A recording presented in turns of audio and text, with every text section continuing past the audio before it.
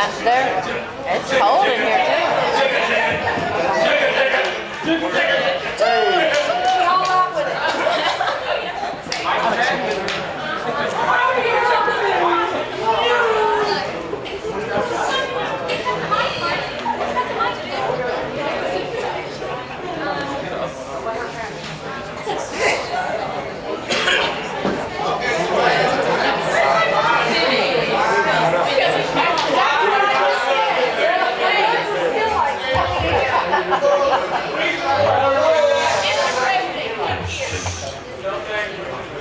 All right, how y'all feeling? How y'all feeling? Is that the best you can do? Yeah. All right, I just want to get the rules started. The rules are, first of all, I'm going to introduce myself. My name is Rock, baby. When I say rock, you say baby. Rock, baby. Rock, baby. All right, y'all know who I am now. First rule. Rule number 1. You must have some fun. You got it?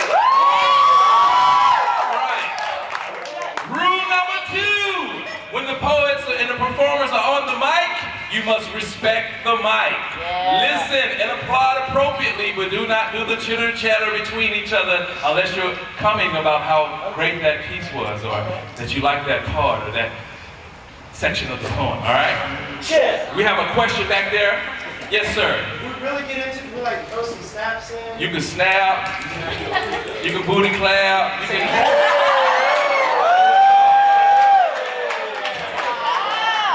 We have another question over here.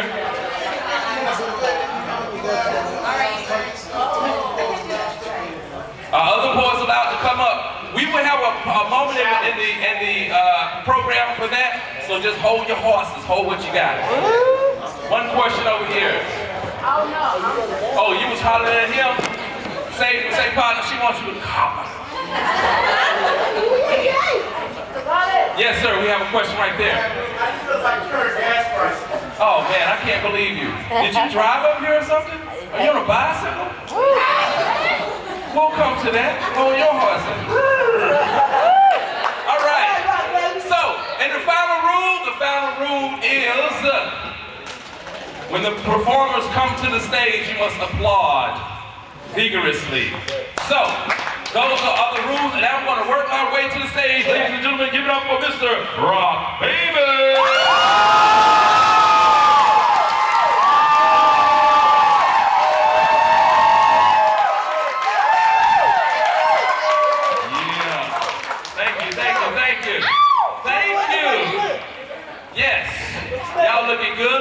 Looking good. Any couples in the audience tonight? Couples? Good. There are no couples. Single people, make some noise.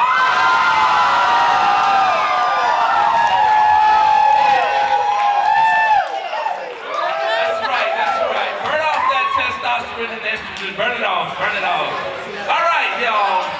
How many people are on the Obama bandwagon? How many people on the Hillary bandwagon?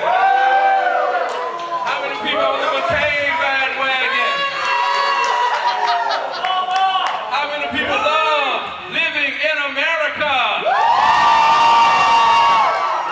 right. I just want to tell y'all one interesting thing. Everybody is on the Obama bandwagon, I'm telling you. You got strippers for Obama. You got the homeless people for Obama. I saw paraplegics for Obama. It was like, Obama. Everybody is for Obama. It's amazing. But I like Hillary. Are you serious? Yes. Come on, I like Hillary. Y'all better recognize. You better recognize. See, the thing is, y'all don't know. When Obama gets in there, you know he's part Kenyan. He's gonna have that spirit. He's gonna be like, oh yeah. And we're like, I wanna vote for Hillary. I got it like a line. How many people caucus? Who did you caucus for, ma'am? Obama. All right. How many people? Who did you caucus for? Obama, what you All talking right, about? and you, sir? Barack Obama. All right. Yes, we can. Now, you know what? I want to tell you guys one thing. Obama's not the only African American that's running for the president. I know. How did you know? The reason he knows is because he probably saw my name on the ballot.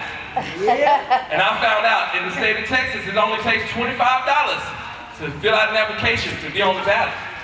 And thus far, I've done that. So no longer is there just Barack Obama as a black presidential candidate. All right. We have now Barack, oh baby. And now that you guys are here, I'll share with you my campaign speech. My fellow Americans, Yes. if you elect me as your next president, I pledge to bring the troops home from Iraq.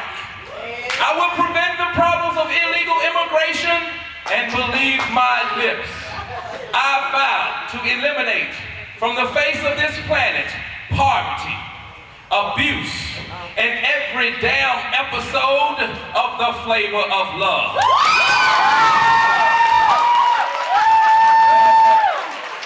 I believe the Constitution of this great nation mandates that the government shall be of the people, for the people, and by the people. All people, black, white, Mexicans, and midgets. Yes, I said it, midgets. I won't waste my time here trying to be PC. We need to lower the voting booths for the little people.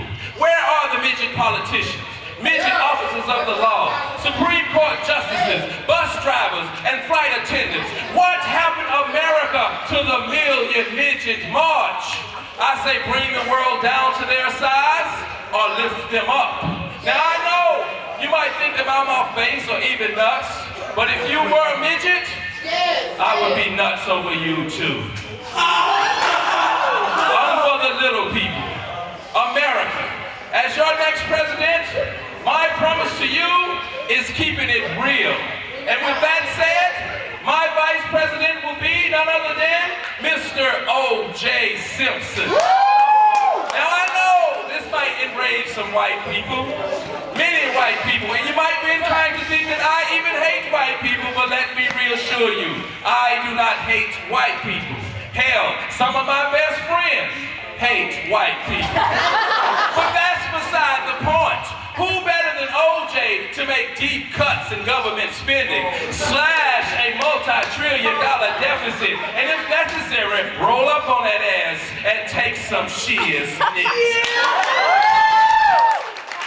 America, when you go to the polls to put the next president on Capitol Hill, vote for the candidate that be keeping it real. Vote Rock Baby for president. I'll take a few questions at this time. First question. Mr. Rock Baby. Yes, sir. DC Waco, if you become president, are you going to do away with segregation by laws of segregation in Waco? Definitely. I would do away with all segregation. What I'm going to do is make sure every black person gets to live with a white person. And every white person gets to live with a Mexican. And every Mexican gets to live with an Arab. Next question. Yes, ma'am.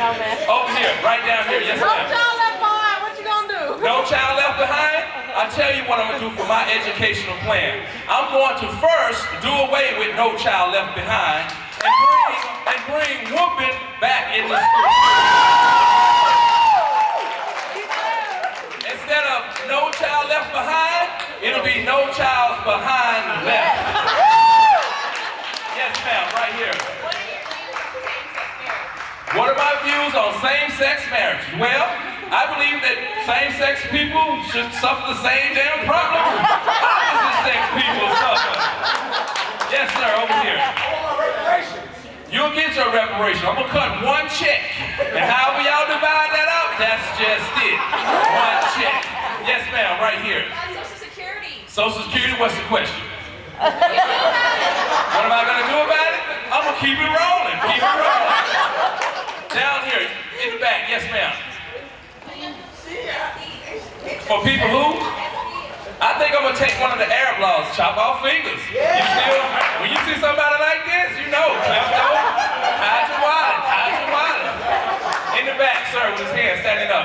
What's your views on prostitution? prostitution? I'm glad you asked. I'm glad you asked. Because currently, right now, we're spending over $13 billion a month in Iraq, right? That breaks down to about $3 billion a week in Iraq, which breaks down to about $5,000 every second. And I think Congressman Spencer could do a lot with that money. But what I'm going to do, definitely not legalize prostitution, but I think we should take it up to like $1 million for each prostitute. That way we eliminate everybody seeking to get prostitution. That means all rich people can have the prostitutes. Is that ain't fair? Are you telling me, sir, you want a prostitute? No, I'm making a point. Yes, sir, over here. Mr. President, what do you plan to do about the high price of gasoline? I'm glad you asked, sir.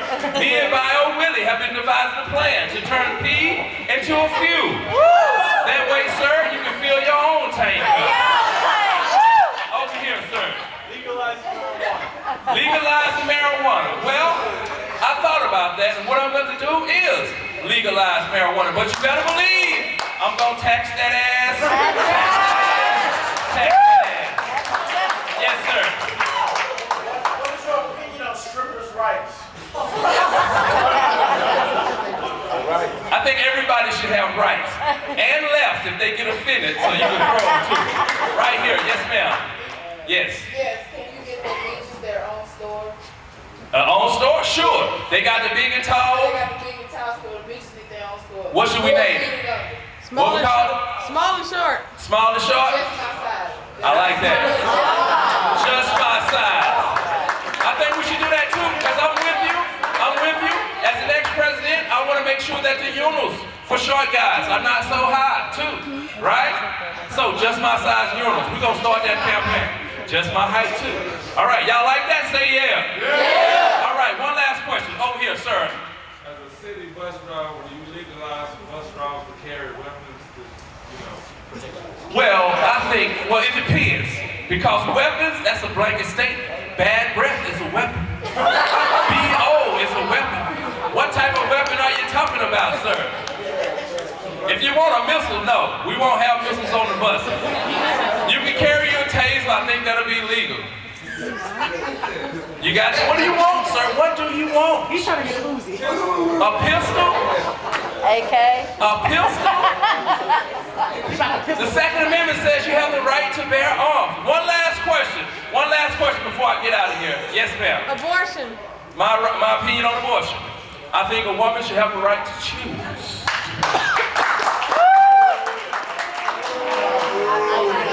Yes? To choose to keep her legs open or closed. Choose to keep her legs open or closed. My name is Roy Baby. I'll see you guys at the polls in September. Come out and I want your vote. Thank you. All right. Thank you, thank you. Are you guys going to come to the polls? Say yeah. Yeah. All right. I want to see everybody out vote. If you don't vote for me, vote for somebody. Exercise your right. Everybody should have the right to choose to vote or not. Obama. Right. Yeah, whatever you choose. All right. Ladies and gentlemen. There were no snipers. There will be no snipers at the polls either. Ladies and gentlemen, at this time, we're about to bring up to you the next performer in this event. This poet has appeared on HBO Def Poetry Jam. He has been across America performing his art. He is a prolific writer. He has product for sale. You will see him on videos on YouTube. This fella is dynamic. He is hype. Ladies and gentlemen, put your hands together for Mr. Big Papa E.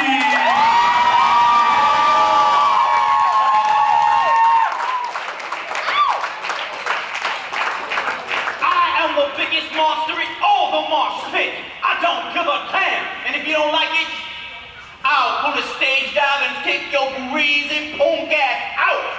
I'll wave to the arching, twisting, gnashing world full of elbows and knuckles, and I'll mess up any Drew foolish enough to meet my gaze.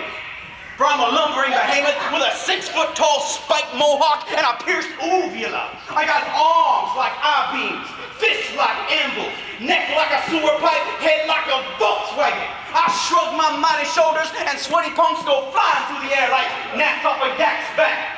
Yea, though I march through the valley in the shadow of punk rock music, I shall fear no punk. For I'm the biggest, the baddest, the meanest, the no pain feelingest, jack booted thugginest, steel toe havingest, no tooth grinninest, punk rock monster in all the valley. As a matter of fact, I made the valley with one mighty dragging my pinky toe down.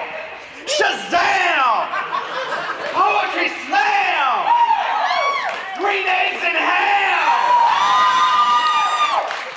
Somebody say amen. Amen. Somebody say a woman. A woman. And just because you see me standing in the corner all by myself, watching the mosh pit mayhem from afar, skinny, in a pink Britney Spears t-shirt, it don't mean nothing because I don't have to prove myself to nobody.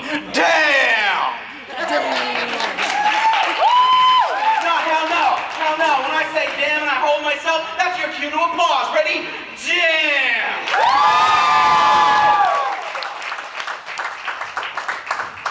How y'all doing? I'm Big Papa E. Don't spit on me anymore. Sorry about that, all that spit. Yeah, that was gross.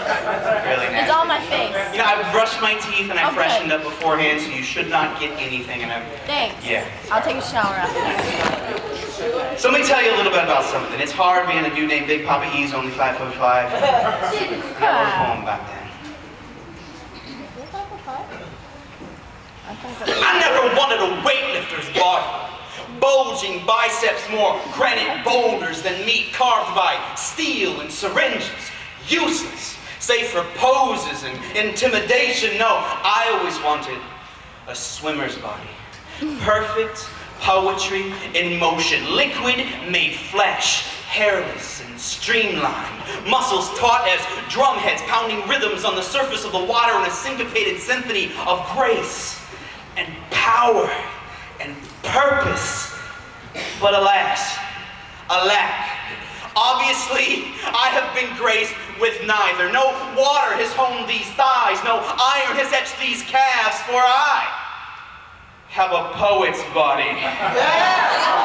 Hunchback and pot-bellied. Skin not bronzed in oil, but pale and sallow from basking in the radiation of a computer screen in a darkened room. Body fueled not by steroids and energy bars, but by coffee. Lots of coffee. Give me some coffee and make it dark and black as the devil's eyeball. You see, this body doesn't pump iron. It pumps irony into poem after poem, slinging sweat on reams of bright white inkjet paper and sumo wrestling demons by candlelight. I've traded rock-hard abs for a rock-solid vocab, toned trapeziuses for threadbare thesauruses, a mountainous gluteus maximus for a moth-eaten moleskin notebook, and 20 reps at the Bowflex for the 20-volume set of the Oxford English Language Dictionary. Oh yes, 151 pounds of pure definition. Ow! Definition. Give me a smoky poetry slam and a dingy dive bar over cleaning and jerking at a Gold's Gym any day. My fellow slam poets may not be muscle-bound freaks, but they are multisyllabic monsters, lifting the spirit of the masses with the strength of their convictions and pulling down crooked regimes with pen strokes. My muscles propel my fingertips across keyboards at 86 truths per minute. My eyes, they flash in the direction of every sigh. And my heart, the strongest muscle in the human body that weeps and moans and gnashes its teeth and fights and loves so hard, it nearly bursts from my chest every time it rains.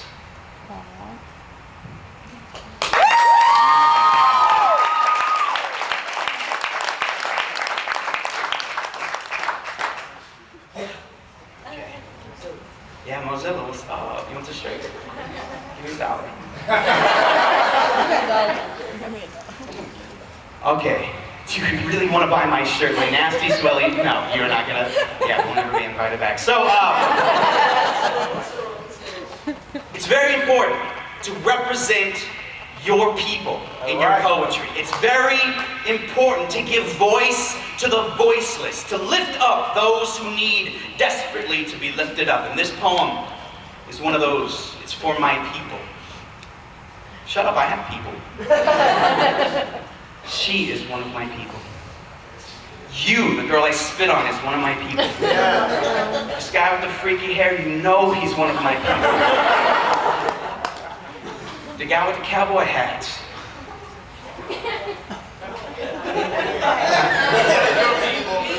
He's one of my people. This poem goes out to you. It starts with a quote. Height is not measured from the ground up, but from the sky down. Napoleon Bonaparte. It always happens. When I rock a microphone, I feel 10 foot tall and luminous, steel-toed and bulletproof. But then I walk triumphantly off stage, and inevitably, some tall jerk walks up to me and feels compelled to state the obvious. Wow, Big Papa E, you're not very big. Now are you? Well, allow me to fashion a witty retort. To hell with all y'all tall people, short people,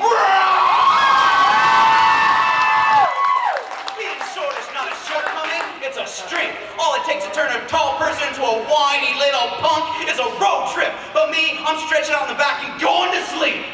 If this venue were to be engulfed in smoke and flames like a Great White concert, all you tall people would fall to your knees just trying to suck up all the good air. But us short people, we just walk right out. Because it's all good air when you're this short. We short people are manufactured for maximum maneuverability, dodging through crowds like liquid mercury, avoiding knees and elbows with acrobatic agility. Question, if a tall person trips and falls alone in the forest, would there be a sound? Answer, hell yeah, there'd be a sound. But me, I'm already so low to the ground that falling is like laying my head on a pillow. And I never bump my head on anything. If I bump my head on something, that stuff is too freaking low. And don't talk to me about reaching stuff, oh hell no. That's why the good Lord invented chairs and tall people. Yo, Michael Jordan, give me that tuna can off the top shelf now, biatch. Tall people are up to no good. All the truly innovative thinkers of the modern age have been short. Einstein, 5'3". Gandhi, 5'2". Tori Amos, 5'1". Shigeru Miyamoto, the creative genius behind Donkey Kong and Super Mario Brothers, 4'9". Now, I don't want you to think that I'm drinking haterade. That's not what I'm all about. With me, it's all love, love, you know? Love. To hell with tall people! To hell with tall people who stand in front of your concerts and movies! To hell with tall people who think they can take up the whole damn bed like they own it! To hell with tetherball! I freaking hate tetherball!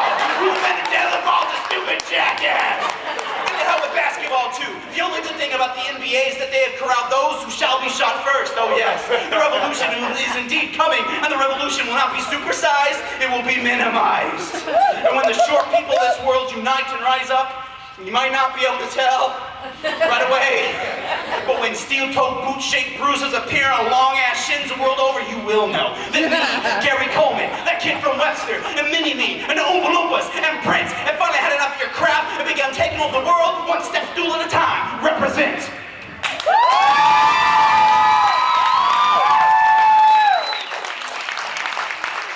Short people's what? Their voices are so low, you're like, I let me hear from the tall people. Yeah.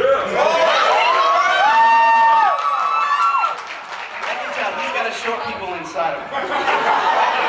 Because he ate a short person for dinner. Alright, so check it out. I just wrote a new poem. I have never read it in front of an audience, ever. I finished it on the plane over here, and I wanted to share it with you. So would that be okay?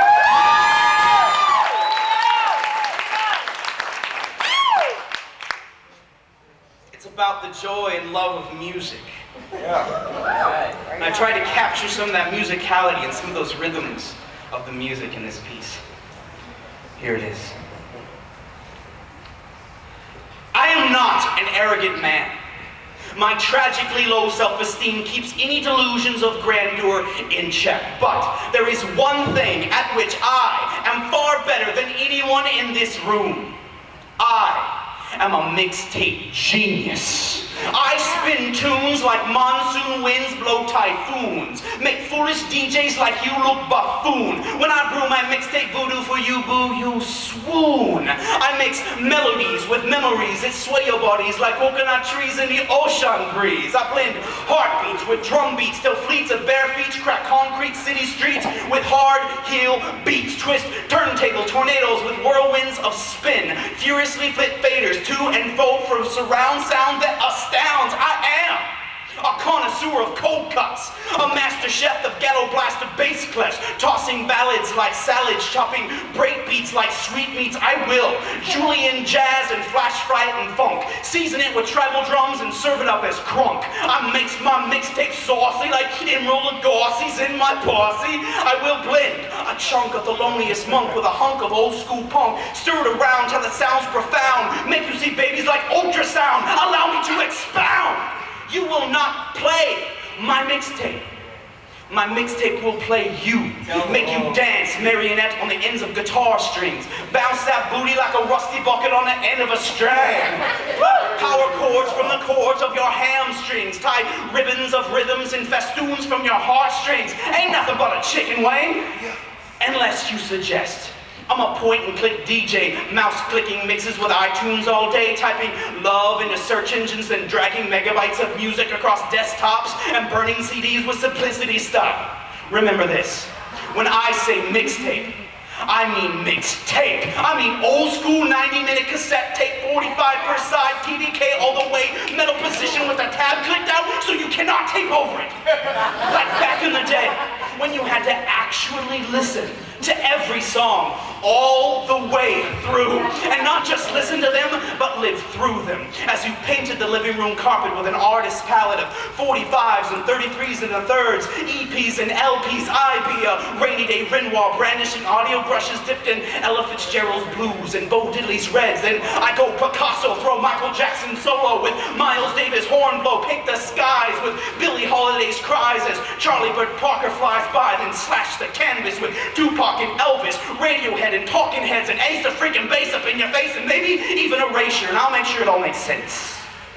And when you grace your stereo with my mixtape, strap on your big fat padded DJ ear goggles, press play, lay back, relax, allow the Da Vinci Code of my mixtape odes flow slow-mo like molasses kisses. You best remember this, missus. That feeling you get, giddy in your midriff, the one that whispers of summer skies and fireflies and bicycle tires and campfires down by the lake. Make no mistake, take whatever flights of synesthetic fancy you feel and multiply them tenfold. Because when I'm open my mixtape experience for you, boo, I was holding back. Now, when you're ready to have your plate glass heart shattered into 1,000 lovely shards, know this. I've got a special cassette tape soundtrack for your innermost thoughts, ready to astral project your mind to faraway climes only the wind's been. And it's got your secret name sharpied across the handmade, Xeroxed J-card cover. Hey,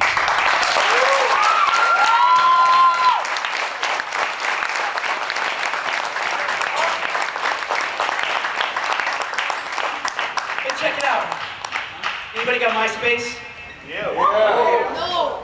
I am Big Papa E at MySpace. P-O-P-P-A-E. Friend me and I will send you free stuff. Anybody got Facebook? I go by my government name on Facebook, Eric Ott. It's E-I-R-I-K-O-T-T. Friend me, or you can just check out my website, bigpapae.com. So I'm gonna read something, one last poem, and I'm gonna get the rest of the show going. Have a book. I put it out myself. I designed it on my computer. Everybody go, ooh. It's got a straight, perfect spine. Everybody say, ooh. It's got a barcode. It's got an ISBN number. I ain't playing. It's the real deal. What? Give me a what? Give me a, oh yeah? Oh yeah? Give me crazy applause.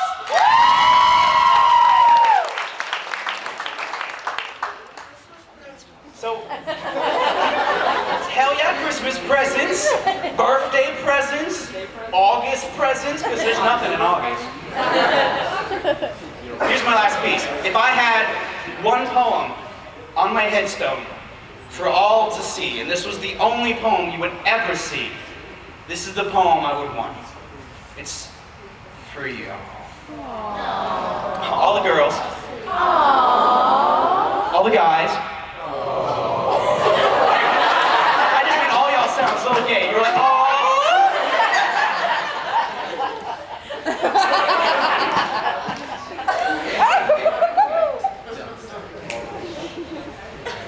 It's called Propers. This one goes out to those who refuse to be defined, who look at government forms as a challenge, who see the safe little boxes next to Caucasian and Asian, Black and Hispanic, and make their own little box labeled all of the above, who scratch out the question entirely and write their own names in large capital letters, who, when forced to choose between male and female, write instead, see attached 27-page document detailing why my gender and sexuality will never fit within the confines of your stupid little boxes. This one goes out to those who fight every day for the simple right to exist, for every gay kid ever beaten up for being gay, for every straight kid ever beaten up for being gay. Yeah. That's a whole different poem, brother. For every girl who looks into the hungry eyes of magazine models and shouts, I don't need the body of a skinny 12-year-old boy to be beautiful. Gaze at my thick eyes within me. For every boy who winces when his friends measure their masculinity by how many girls they screw over and are man enough to call them out for it. For every girl who has screamed enough and marched with her sisters to take back the night from monsters who would rather they stay at home afraid. For every band geek who picked up a guitar or drumsticks or a French horn instead of a bomb. For every poet who picked up a pin instead of a gun and expressed their anger with words and not blood. For every jock who refused to see those physically weaker than them as less than them. And for every teacher who risked their jobs by simply being there when no one else would, this one goes out to you. Those who refuse to define themselves by their GPA, by the size of their parents' bank accounts, by the clothes they wear, the music they listen to those who demand to be defined by their actions, not by their fashions, who can't wait to turn 18 so they can finally vote those idiots out of office, who refuse to be passive consumers in the self-centered nation and throw away their televisions and make their own movies, who throw out their PlayStations and make their own video games, who teach themselves to play their own music and write their own novels and create their own art. But most of all, this one goes out to the kid listening right now who thinks I cannot possibly be talking about them. The quiet kid. The one who never speaks, the one with no friends, who's never been on a date, the one who doesn't raise his hand or his voice, the one ignored by parents, by teachers, by other kids. Yes, this one goes out to you most of all. Know this. I understand. I hear you. I used to be you. Don't you let anyone say your voice has no value. Raise your voice, kid, and don't ever stop. Yeah.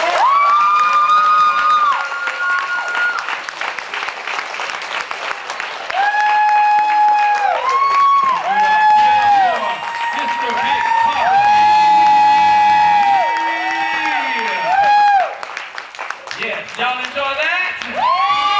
You know what? There's more to come. There's more to come. How many people having a good time? This side over here. If you're having a good time, say yeah. Yeah. Let's check out this side. This side, if you're having a good time, say yeah. Yeah. All right, this is the crunk section over here. Also crunk section over here. Let's try it again. This side, if you're having a good time, say yeah. Yeah. This side in the front only. About 10 chairs down. If you're having a good time, say yeah. Let's try in the back. 10 chairs back. And back to the end. In the back. If you're having a good time, say yeah. The front section is right here. Yes. In this section, I saw somebody came up in their PJs. Where are they? Where they go? Where they go? Well, that's you? Oh, okay. That's all right. Come out to bed, so I got to come down here and have some fun with these folks. Yes. All right, y'all. One more time. Give it up for Big Papa E.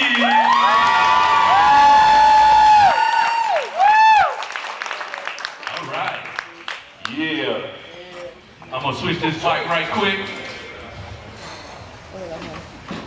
How many people got a job?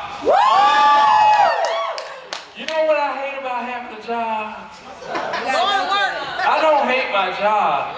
It's when I take my job home. You ever took your job home? I took my job home. I work nights, right? So I sleep during the day. And while I was asleep, I dreamt that I was at work for 8 hours. And then I woke up. You think I went to work? Hell to the no. Hell to the no. I called in. I was like, supervisor. And I called him super. I can't come in today. What's wrong? I'm sick. You know you got those supervisors, but can you just come in for a couple of hours? You can take a break when you need to. I was like, no, I'm sick. I'm really sick. I can't come in. How about just 1 hour? I was like, no, I can't. Well, what's wrong with you then? I said, well, the doctor said I got anal glaucoma. I said, anal glaucoma? I said, yeah. He said, what's that? I can't see my ass coming into work today.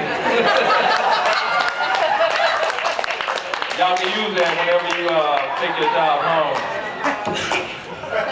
All right, I'm gonna do this piece. I like that hairdo. What you call that? Yes. Fabulous. The who? The what? The James. Y'all see this? This is the shears knit. You know what? If I had hair, I would have the James. Yes. Y'all give it up for James, y'all. Yes. That is like 3 hairdos in one. You got a bang, a swoosh, a flare in the back. All right. And then it's a mohawk. And then you got highlights in the back. Work it. Work it. Where is Tara Banks when you need her? What? She was like, that's me right here. You know you ain't no Tara Banks. American Next Model. Did you send in an audition tape? I went. You went? Say that again. You went what? You weren't old enough? Right. Next year. Keep trying, never give up. Never give up. Right. All right. Y'all ready for the show to keep rolling? Say yeah. All right, before testing, what? Can you hear me? No, you're gone. All right. There you go. Oh, wow. It was the excitement. That's what it was. I'll blame it on the excitement. All right. Before we bring the next performer up, I would like to delight you guys. Yes? Oh, the snipers. Watch out for the snipers. Y'all watch out for that guy right there. He's too happy about the snipers. I know, huh? He's too happy about snipers, man. Yeah, he's too happy about snipers. I bet he dreams about it. When I do this, somebody run for security. I'll keep my eye on him. All right, I'm gonna do this poem. This poem is for the ladies with curves. If you have curves, make some noise. Yes. The title of this poem is called That Sweet, That Funky, That Chunky, Chunky, Chunky, Chunky, Chunky, that ever-loving chunky, chunky love. Now I've gotten busy with the smaller woman and I gotta say that it was all right. Say all right. All right. And trust me, there's nothing wrong with the smaller woman. And I've gotten busy with the medium-sized woman and oh yeah, it was tight. Say tight. Tight. And trust me again, there's nothing wrong with a medium-sized woman. But when I made love to a full-figured woman, that's when I realized I done got home to me something. Maybe a bit more than I can handle, but hell, it's all good. Instead of searching for that junk in the trunk, I know now it's all about what's under the hood. Because the kind of loving that I got from a full-figured woman is the kind of loving that I call onion. Crocodile tears fill my eyes after that woman got you putting her loving all on me. I was thinking thoughts like, baby, don't go. Baby, don't leave. I'll do anything. I'll drink your bathwater. Hell, I'll have your babies. Because ain't nobody ever been able to satisfy my Jones the way it's been satisfied by a woman with some meat on her bones.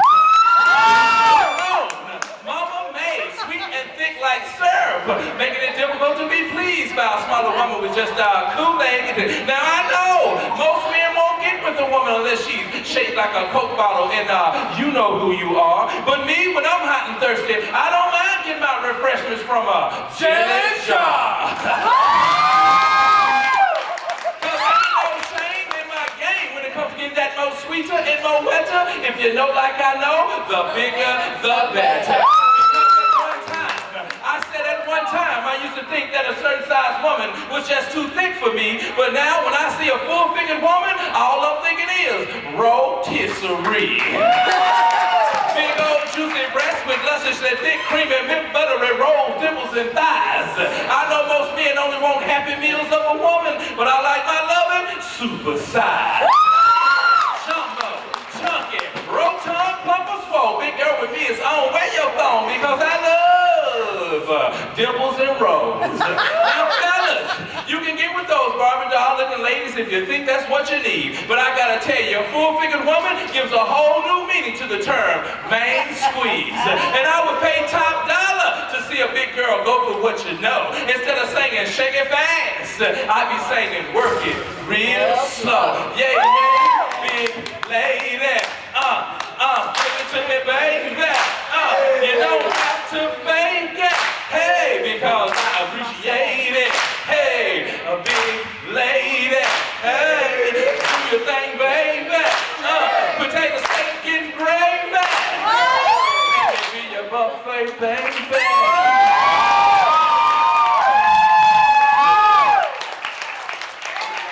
Yeah. All right. Ladies with the curves, make some noise once more time. Yes. Y'all like that? Y'all like that? Yeah. We got more of that coming, more of that coming. We got another performer coming up for you guys. Y'all ready for the next performer? Say yeah. Yeah. You ready for the next performer? Say yeah. Ladies, did it go out again? Sure. All right. The excitement, it's the excitement. Even the microphone knows that this next performance is going to be hot. Ladies and gentlemen, this poet has also been on HBO Def Poetry Jam. This poet also has products for sale over here at the product table. This poet once was a teacher. This poet has traveled across the nation. This poet was once second in the nation at the World Individual Poetry Slam. Y'all, put your hands together for Mr. Joaquin.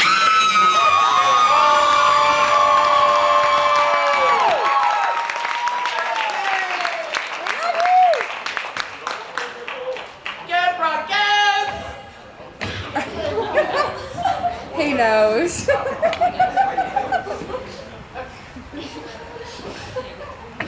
How y'all doing? Oh, good. How about you? Good. Mike's moving a lot up on this stage. People are getting into their poems, the mic keeps moving. So I'm gonna try and anchor it down here, see what happens. Y'all like these new kicks? Look at that. Nice.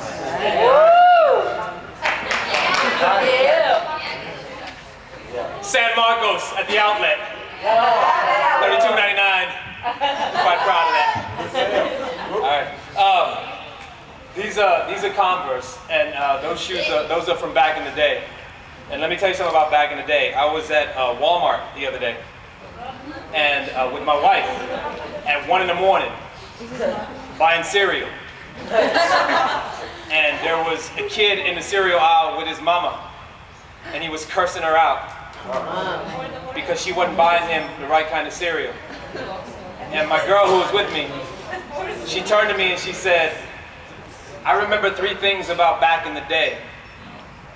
We used to dream bigger, we used to swing higher, and that little badass kid did not exist back in the day. Amen. She said, why don't you write a poem about that, Mr. Poet? So I did. Here we go.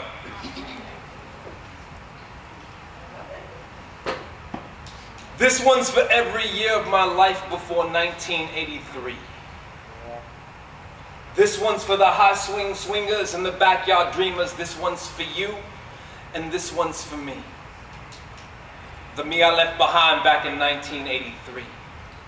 Like back when destiny was as simple as a game of MASH. Or Rosemary Garcia asking you to pick a number, pick a color. Like back when attitude was popping gum and cockeyed stares. This one's for the time Jose triple stamped a double dare and touched blue to make it true. I double dog dare you to steal that package of tropical punch Kool-Aid, hooker. This one's for those days when timeouts used to be called ass whoopings. Like the one I got from my mom's, my godfather, my godmother, and my grandfather when I got caught stealing a package of tropical punch Kool-Aid. Pinche Jose! This one's for all those hours lost with friends to spirograph that you never wanted back. Like back before skin was white, or brown, or black. Like back when we were just us. And skin was judged not by color, but by texture. Man, Grandpa's hands feel like cracked earth, so I know he's had a hard life. Like back when a hip-hop roll call sounded like Big Daddy Kane and BDP. Dana Dane and Kumo D. Curtis Blow and Schoolie D. Roxanne Shante and Run DMC. Like back when Saturday mornings was sacred. Because they meant no school, Fruit Loops, and Super Friends. Wonder Twin Powers activate. Shape of a bucket. Form of elephant piss. Because you see, that's the way we roll. Even when we played Super Friends, we were gangsta. Like back before falling stars were named Paris or Britney. They were just wishes flashing before our eyes in the night sky. Like back when home from school meant Pop-Tarts, hugs from Pops, and reruns on TV. Can someone please tell me what happened to the television of our youth? All those happy days. All the good times. When all in the family would gather around and watch 30 minutes of fiction that made us believe in truth. And sure, we all came from different strokes and had our share of family feuds. But we all had to admit there was something heroic about a single mother raising two daughters, living one day at a time. I mean, come on. Raise your hand if you learn the facts of life from the facts of life. Because I gotta confess, Trudy used to make my pants go crazy, and believe me, back in the day, we had reality TV because there was never anything more real on that screen than the feel of Walona's arms around Penny as she whispered in her ear, I will never let anyone burn you again, never let anyone hurt you again. You see, this is what love felt like before 1983. Like back when inside your mother's arms was the safest place for you to be. So this one's for back in the day. This one's for the high swing swingers and the backyard dreamers. This one's for you, and this one's for me. Because it's been too long since I moved clouds with my mind. It's been too long since I was colorblind. And I want this to be more than just the end, so I'll call a do-over and start this poem again. Hello, my name is Joaquin. I like Fruit Loops, Super Friends, and someday I hope to be as good a dancer as Rerun from What's Happening. But till then, I do a mean robot. And I trade all the poems that I got for everything that I'm not, so what do you say? Consider this poem a note passed in class to you from me. Check yes, no, or maybe. Are you with me? Because the clouds are waiting, and they need moving. So let's get busy bringing back in the day, back to today. Thank you.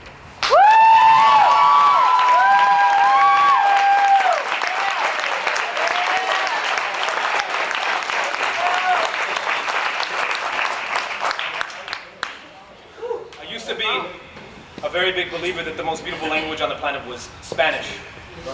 I had a student named John about 5 years ago who taught me otherwise. I wrote this poem for him, and I hope you all enjoy it. I couldn't think of anything better to title it than Poem for John, so I did. So here it is. So the assignment I gave my high school English students was to write a series of 4 short haiku poems that distinctly say something about themselves and then recite them to the class. These are the 4 poems that John recited that day.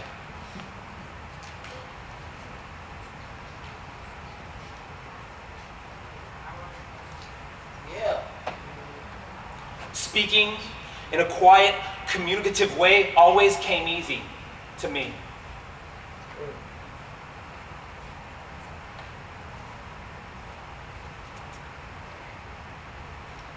accident is equal to invention. But there's hope. I still practice accidents.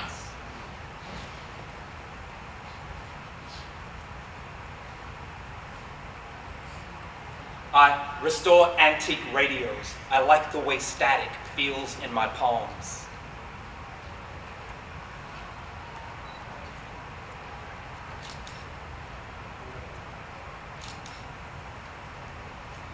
You cannot deny the lucid fact that silence must succumb to voice. And I have to let you know now, John, although you never uttered one word in class, you spoke volumes to me. And you taught me a lesson in humility that day, because I realized that day in my blind and deaf arrogance that I asked you to master my language without attempting to learn one word of yours. So starting today, I'll begin by learning the science of what I feel are the most beautiful spoken words in existence. Words like moon, eclipse, grandfather, sunflower. And I realize now, John, that if I were ever to write you a poem, it would probably sound something like this to you.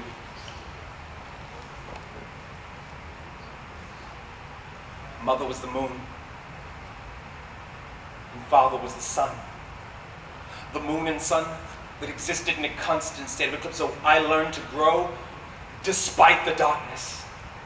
And I learned at an early age the power of spoken word. My mother's silence and my father's absence formed cave walls that my grandfather's words reverberated off of, like children dancing in a field of purple simply for the sake of purple, and it is true.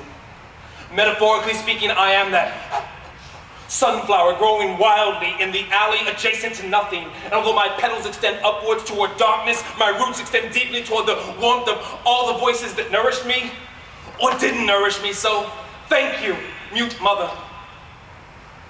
Thank you, absent father.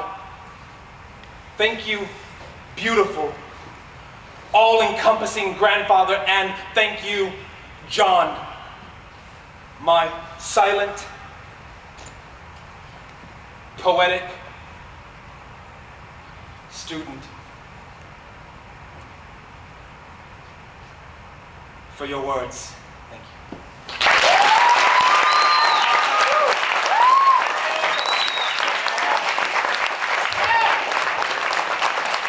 So,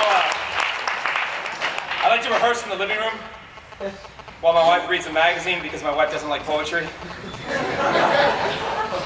And every once in a while, my beautiful Puerto Rican wife will look up from her magazine just long enough to say this to me. You know, your shit is so serious. Why don't you write me a love poem? And I answer her in the parlance of the 9th grade students that I teach all day this way. Oh, no.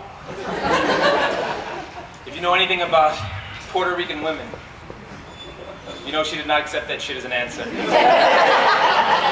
I had to write her a love poem. So here it is. Now, this does not sound like a love poem, but trust me, by the time we get to the end of it, brassieres, nay, boxers just might be thrown to the stage. Let's keep it PG-13, people. Because this one is for the lovers. This is called Sliding Doors, Frogs, and How We Love Each Other. It rained once in the little town we live in for 12 days straight. Off and on, but mostly at night. I think we love each other this way, off and on, but mostly at night. On the 12th night of rain, the woman that I love sent me to the Eckerd's drugstore to buy 2 C batteries and 2 D batteries for the emergency flashlight and the backup emergency flashlight. As I pulled up to the store, get out of my car to battle wind and rain, ding, the automatic door slides open, welcoming me into the safe haven. So I ponder automatic doors for a moment. Are they a reflection of our genius or our stupidity? I quickly find the battery aisle 4, but after I have them in my hands, I realize power outages, like some kinds of love, are only temporary. And what the woman that I love and I really need is cherry Pepsi. and Reese's peanut butter cups. So I put down the batteries and head to aisle 2 for the sake of candy and hope, for the sake of soda and necessity, for the sake of all sweet tasting things and love. Well, as I'm about to purchase these items, the power goes out in the Eckert's drugstore. Joe, the 300-pound clerk, reaches for his emergency flashlight, turns it on, it glows like a tiny beacon of hope in the storm. I think we love each other this way, like tiny beacons of hope in the storm. He says to me, if you want to leave the cash and take the soda and candy, that's fine. What the? Mesmerized by how much he sounds like Keanu. I tell him all I have is a debit card. He apologizes for the inconvenience and I turn to leave, realizing quickly that I cannot budge the doors. Even Joe, with his 300 pounds of leverage, cannot budge them, so we are forced to wait it out. After 1 hour, my mind begins to wander. What if the storm never lets up? I think we love each other this way, like storms that never let up. What if the storms at Turner Garage forces me to spend the remainder of my days in the Eckert's drugstore with Joe, the 300-pound clerk? What a wonderful place to be stranded. All the Pepsi and Reese's peanut butter cups I could ever eat, aisle 2. Amen. All the hand sanitizer and shampoo I could ever need, aisle 3. But I am not the kind of person who can live without love, I think to myself as I stare into the deep blue eyes of Joe, the 300-pound clerk. Damn. Because unfortunately, I am not gay. However, I read once of an unusual species of frog. If 2 male members of this species are left in isolation long enough, one of them will spontaneously change sex into female. I wonder which one of us will spontaneously change sex into female. And in my mind's eye, I begin to put delicately cupped breasts, long flowing hair, and dark red lipstick on Joe, the 300-pound clerk, like some sick, twisted version of Mr. Potato Head, or should I say Mrs. Potato Head. And I realize quickly that I hope it's me that changes into a woman. Yes, the thought of Joe being inside of me is unpleasant, but not as unpleasant as the thought of Joe. Oh my God! My menstrual cramps. How bad will my menstrual cramps be? Thank God for aisle 5. All the Tylenol even my dog girl could ever need. At this exact moment, the power comes back up in the Eckert's drugstore and I turn to leave, realizing quickly that I can never look at Joe, the 300-pound clerk, the same way again. Moral. Automatic doors are freaking stupid.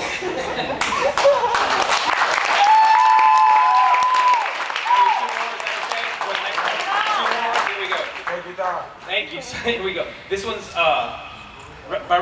by random noises. How many of you like shows like Flavor of Love, like Rock mentioned earlier? Or okay, there's none. Okay, 2. By random noises, how many of you think those shows like Survivor and Flavor of Love, for lack of a more poetic word, are a bunch of bullshit? The people have spoken. Here we go. This one's called The Television Will Not Be Revolutionized.